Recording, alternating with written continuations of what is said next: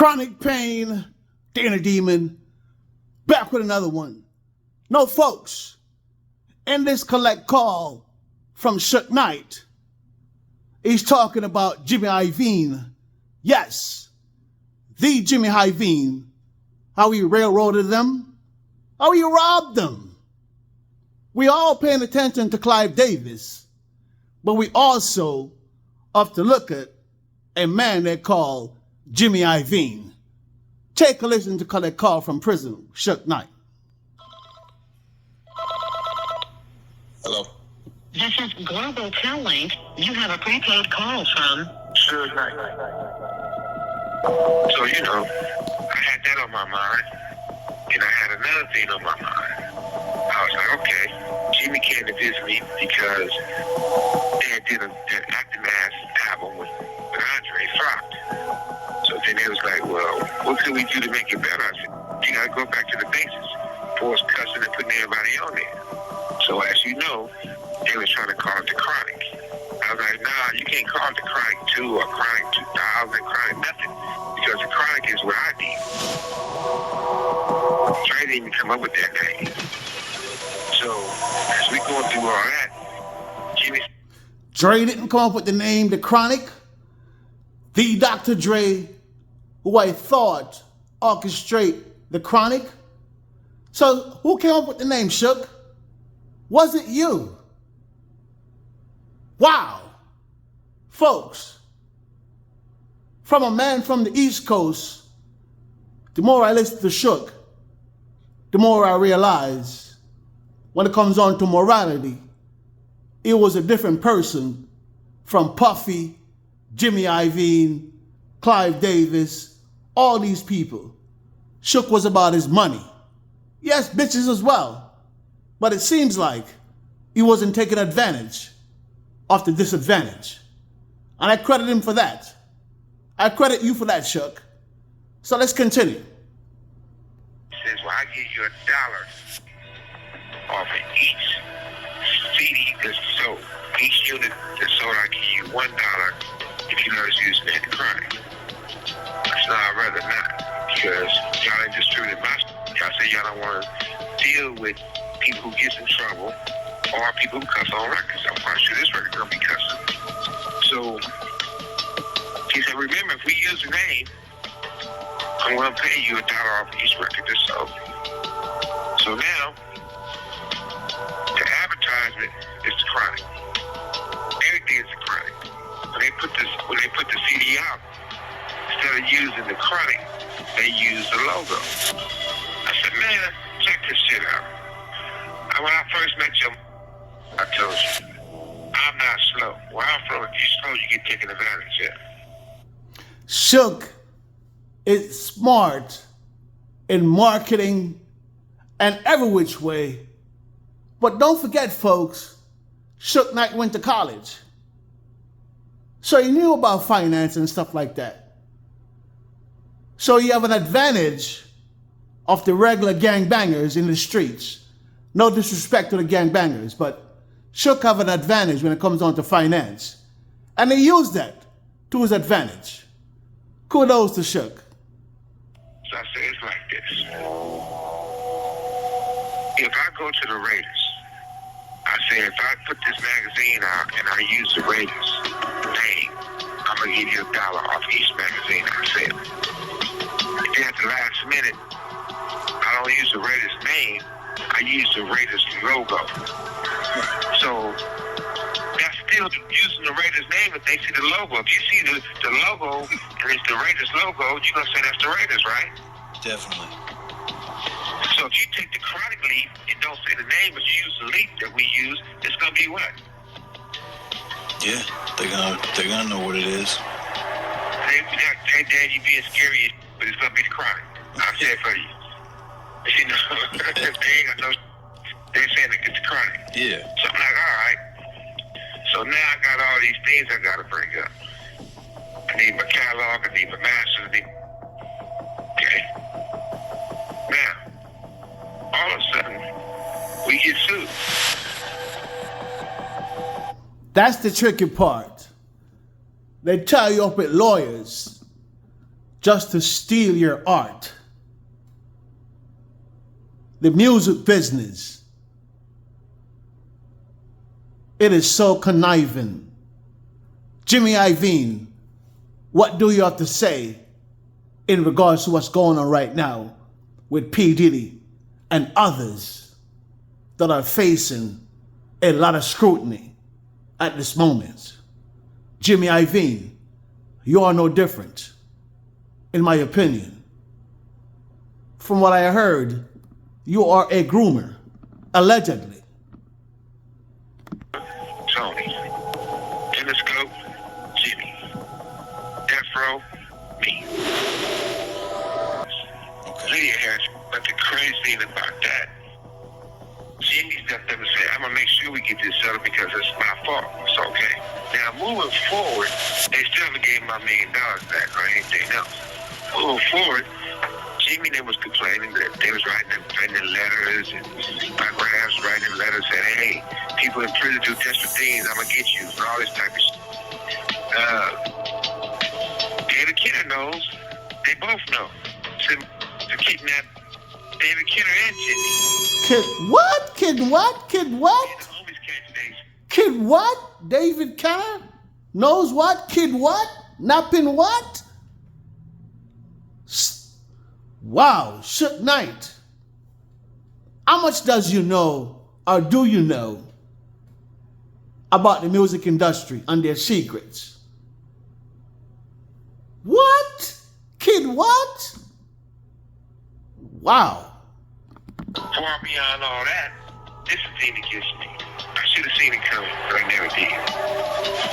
So I tried to give everybody the benefit of the doubt. First, Snoop did a song called Midnight Love.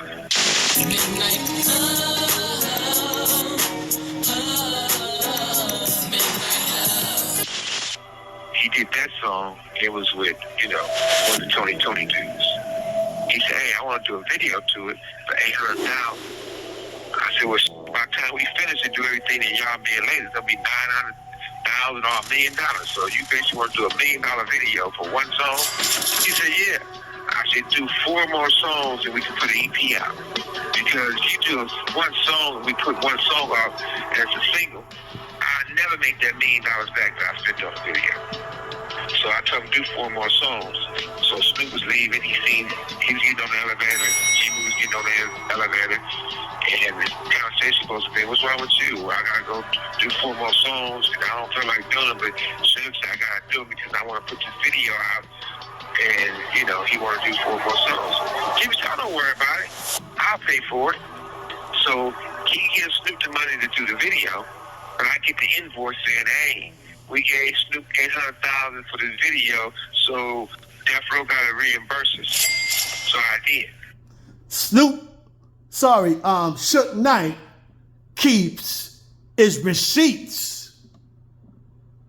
Cha-ching. Jimmy Iovine, you're going to have to pay up eventually. Suge Knight seems like he's keeping all his receipts. At the same time, Snoop said, thank you. So that's like trying to get my artist.